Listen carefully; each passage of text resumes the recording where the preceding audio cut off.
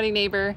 If you've been wondering how to prune your firebush, or you've heard everyone say you can prune your firebush really hard, it'll be okay. Well, today what I'm going to do is I'm going to show you. I'm going to prune this firebush really hard, and then I'm going to show you over time how long it takes to come back, so that when you go to do yours, you don't get stressed out about, did you kill it or will it just be fine? So let's get going. These two fire bushes that I have right here are taking up way too much space. You can see they're getting in the way of my doorway. They are blocking my view of my garden. So I'm gonna be giving these a really, really hard prune to open up my window and open up my door space again. Be really worried about giving your fire bush a really hard prune, worried that you might kill it. But here's some things that give you a little bit more confidence about your fire bush being able to come back. Fire bushes are native all throughout the Gulf Coast region, and here in Florida we have Hamelia Patens variation patens. And the thing with Florida, along with a lot of Gulf Coast areas, is that we have some very dramatic weather. We go through fires, we go through hurricanes. So a lot of our native plants put very deep taproots so they can survive this more extreme weather. So in order to be able to survive these extreme environments, fire bushes establish really deep taproots so that they can literally be burned to the ground, freeze down to the ground like in our North Florida areas, or be wiped out mostly by a hurricane and still be able to survive and thrive. So that's why I feel very confident to give these a very, very hard prune. So let's go see how hard of a prune I'm gonna give them. So this first fire bush, my western one, I'm gonna be basically taking it in half from a height perspective, and then I'm gonna pull it in, I don't know, probably about 30 to 25% width-wise. And for tools, all I'm going to be using is my fist screw loppers. These are great at going through branches that are like half an inch wide, actually even sometimes a little bit bigger, and they cut like butter. Butter, I tell you.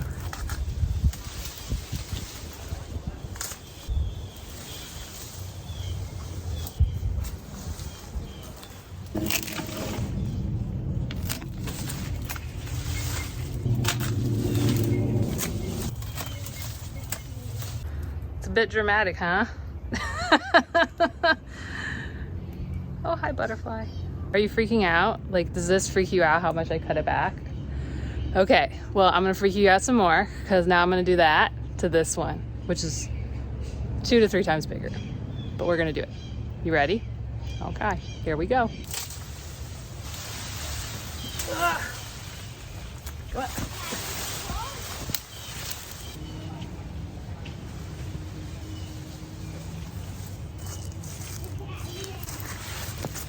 Wow, that wasn't much yet.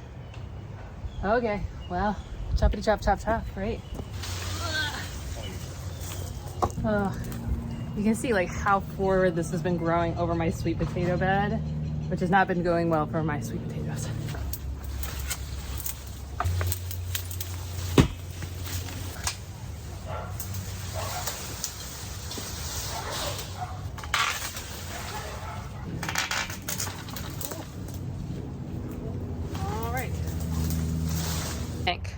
Is it dead? Do we think we killed it? We'll find out. We'll check back in 7 days. 14 days out. Lots of new growth. Even this one that was down to. Here we are 21 days after pruning our firebush. So you can see tons of new growth. Even along these really woody stems, look at how much growth is coming in. And then on some of these smaller ones, on the smaller branches, you see we got this herbaceous growth coming in a lot faster versus what's on the woody stems. But these thick pieces, yep, lots and lots. So it's starting to get a little shrubby. I wouldn't say it's a shrub yet. And here's the other firebush that we didn't prune as hard. You can see we're getting lots of green growth where we didn't prune as hard on some of the branches, but anywhere where we prune hard, you can see tons and tons of new growth, new stems, a little bit of redness, I think, because we started blooming during the cold fronts, but now we're heating up pretty fast, and 21 days out, this is starting to fill in pretty quickly. So I lost track of the days. I think we're around day 30, somewhere between 28 and 35.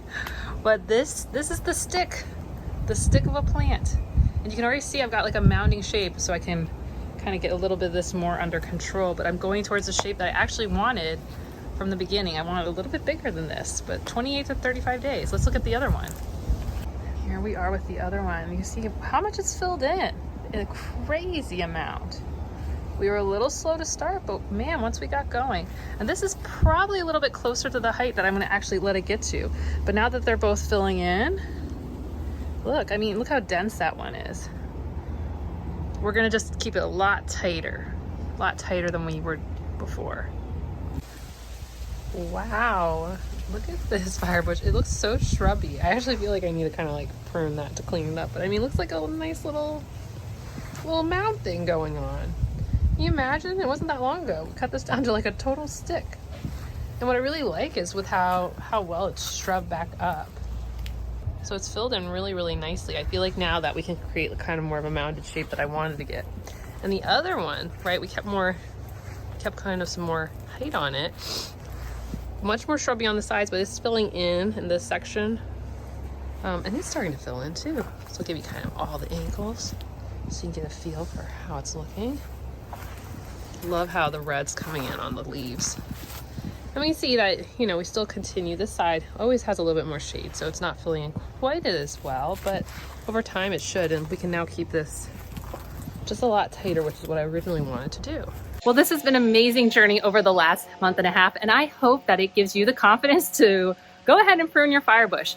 And if you want to learn more about firebush and how to propagate it, check out this video right here. Or you want to know how to tell the difference between native firebush and non-native firebush, check out this video right here. Okay, I'll see you soon. Bye.